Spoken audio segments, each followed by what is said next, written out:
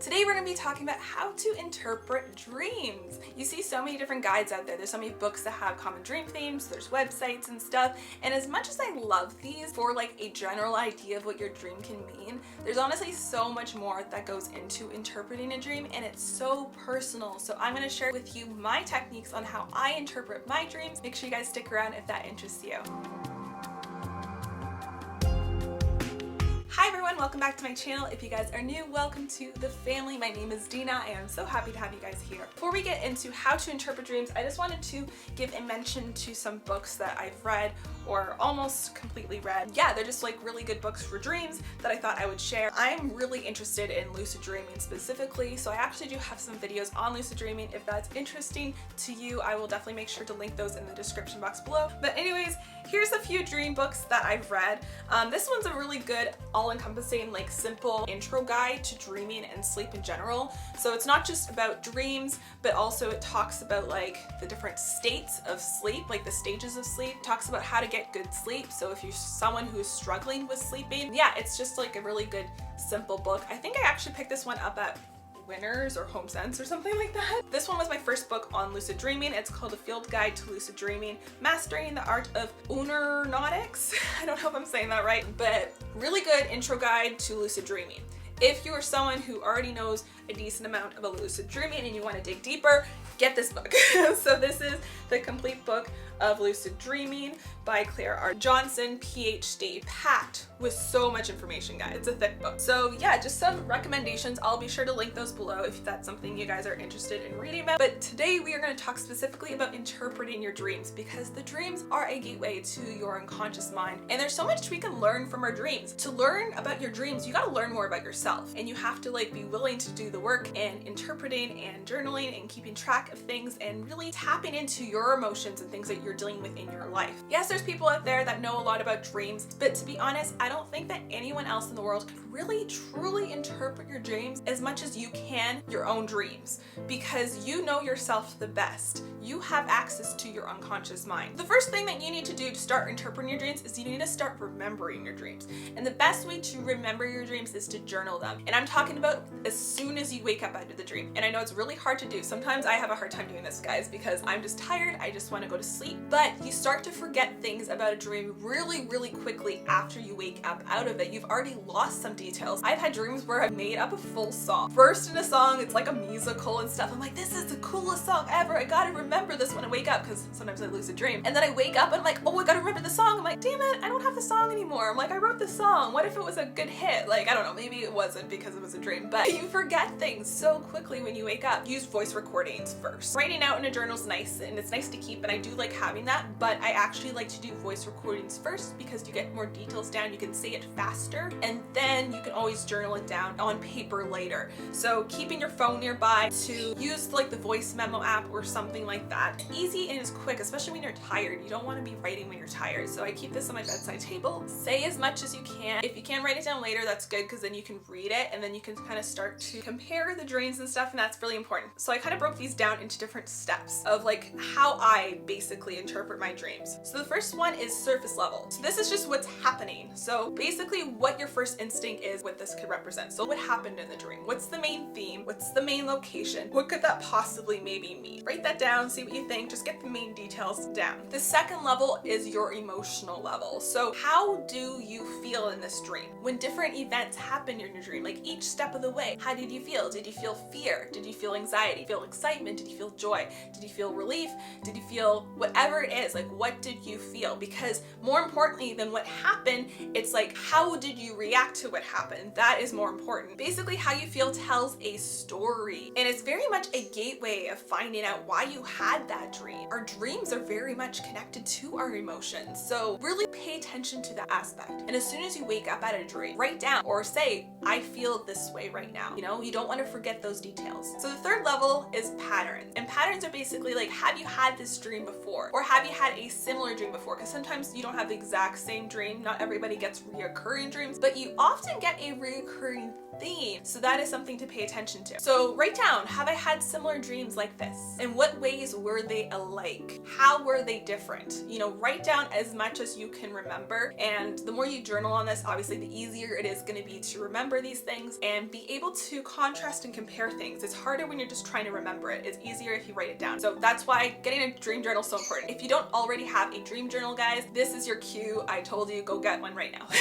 After this video, go buy yourself a dream journal. It can be the most simple thing, guys. You can get notebooks at the dollar store. It doesn't have to be expensive. Just get yourself a notebook to keep track of all this information. All right, so the fourth level is waking life events. So when did you have this dream? If you can start to draw connections of the timeline of your life and what's going on in your waking life versus what's going on in your dream life, then you'll start to see patterns and you'll start to make connections as to why you were dreaming that at that period of your life. So is there something significant happening in your life or that happened in your life at the time that you had that dream? How might the dream relate to that? If it's a nightmare or a stressful dream, what might the dream be trying to tell you that you haven't addressed in your waking life? So I want to give you guys some examples because I find this is just like, it makes so much sense when you look at it this way. I have a tendency to have nightmares and very stressful dreams when I am dealing with high levels of stress in my life, specifically when I feel out of control. If I feel out of control in my life, I tend to have dreams where I feel like I am not in control. So usually I'm being chased by somebody. Somebody is trying to hurt me. I feel like I'm trapped or something and I have to escape a situation in my dream. That is how my unconscious is basically manifesting the feelings of stuckness and fear that I am feeling in my current life. Another example, my unconscious does not allow me to move on without closure. And I can tell you this, that every single time I've ever had conflict with somebody, with a friend that I've had to let go of in my life or whatever it may be, I tend to have dreams about them, reoccurring dreams of either making up with them or having fights with them or whatever it is. I have these reoccurring dreams that will not go away until I've found some sort of closure in my waking life. And that can mean so many different things for so many people, but I cannot just, walk away from a conflict and just let it be a conflict. I have to find some sense of closure in order to remove them from my consistent dreams. Now, real reoccurring dreams are extremely interesting for this reason. I don't know if any of you have had reoccurring dreams. I tend to not have them anymore. I used to get them in my childhood and I really wish I had the chance to fully understand what happened there and why I had this reoccurring dream. Because I was so young, reoccurring dreams, I believe, is basically your unconscious screaming at you to pay attention. Because if your mind can literally create the exact same dream over and over again, that's wild to me. I'll actually tell you guys about a reoccurring dream I used to get as a child all the time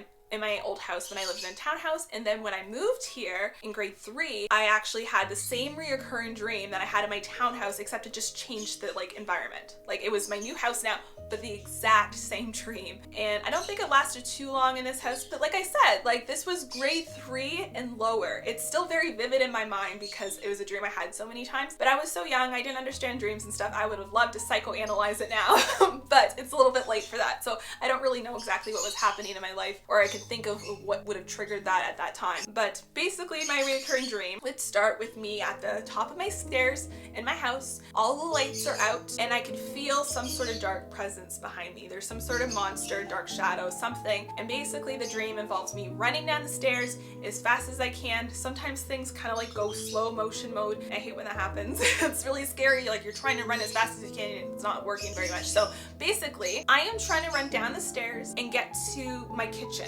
because I see a light in the kitchen and I can hear my family in the kitchen. And most of the time my mom's been there in my reoccurring dream. I remember my one cousin was there one time. Every single time I just know that I need to run down the stairs as fast as I can and get to the kitchen and then I'll be safe because there's light and there's other people. So that's literally the objective of every single time I had this dream. But the only difference was that sometimes I'd make it to the kitchen and I'd be relieved and then I'd wake up. Other times I would not make it. I would get to the very last step of the stairs and then feel the thing just tackle me on my back. I'm on the floor and the thing's just breathing in my ear and I'm terrified and then I wake up. So Yes, I literally had, I don't even know how many times, I must have had this recurring dream like 30 times, maybe more. I had this dream so much, and sometimes I would make it and sometimes I would not make it.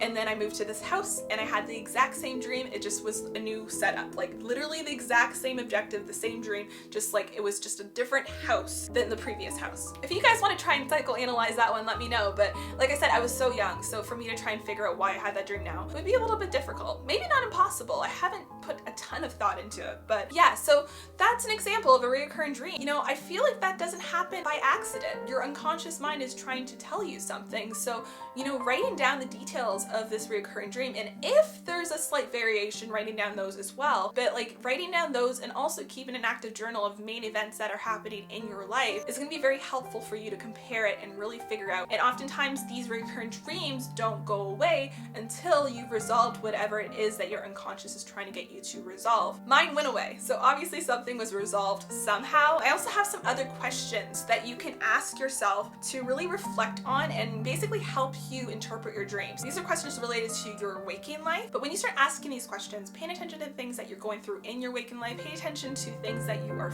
feeling in your waking life, then it is a lot easier for you to interpret your dreams. Write these down, I'll put them on the screen for you, but these are things that you can journal to. So the first one is, what am I most excited about in life right now? The next thing is, what am I most worried about right now? And then these are things you can also do monthly. Like try to maybe journal these questions monthly and keep track of them, obviously. Like keep them in a journal with a date so you know what's happening in your life. The next thing to journal on is, what am I most afraid of? So your biggest fears, your deepest fears, get that down. Another one is, what am I avoiding? This one can actually be a little bit harder to get to the bottom of, because a lot of the time when we're avoiding things, we have a hard time accessing them. So that's something that may have to come with time, with some meditation, but a lot of the time the things that we dream about are things that we're avoiding, but our unconscious is like, hey, like, can you please pay attention to me? You gotta work through this. After you believe that you have a clear idea of what the dream is trying to tell you, try to do the following. So 1, write it down in your dream journal. Make sure you write down what you think it means. 2, try taking action in real life. So address the emotions, address the conflict, whatever you need to do, whatever you believe you need to do. If you're like, okay, I think this is my unconscious mind trying to tell me that I need to quit my job. I don't know. Maybe you're very miserable at your work and you need to find a new job. So yeah, start taking action. So number 3, continue to track your dream. Pay attention to whether or not the action that you are taking in your waking life is affecting your dreams. Are you seeing a change? Or is the dream still happening? Are you still having a reoccurring dream? Or are you still seeing a theme come up consistently? Or maybe it's starting to go away. Maybe you are starting to resolve a conflict that you needed to resolve. Maybe the nightmares have stopped, or maybe something new has resurfaced, because sometimes when we uncover one layer and we resolve that, sometimes a new layer comes up, because we're filled with layers, guys. There's so much stuff that's like underneath the surface that just kind of like gets bottled up there. Once we open the box, it's kind of like, ooh, hello, like they all just start coming out. Sometimes not that easily, like sometimes it's a little slower, but pay attention to the themes of your dreams, and has anything changed? How has it changed since you started taking action in your waking life? So I hope this video gave you the tools to really start that journey of interpreting your own dreams. If you guys enjoyed this video, make sure you give it a thumbs up, because it lets me know that you like this type of content, and also it just really helps out my channel and I appreciate it. Also, don't forget to subscribe, because I put out new content every single week and I wouldn't want you guys to miss out on it. I hope you have a beautiful day or night whenever you're watching this, and I shall see you in my next video. Bye bye.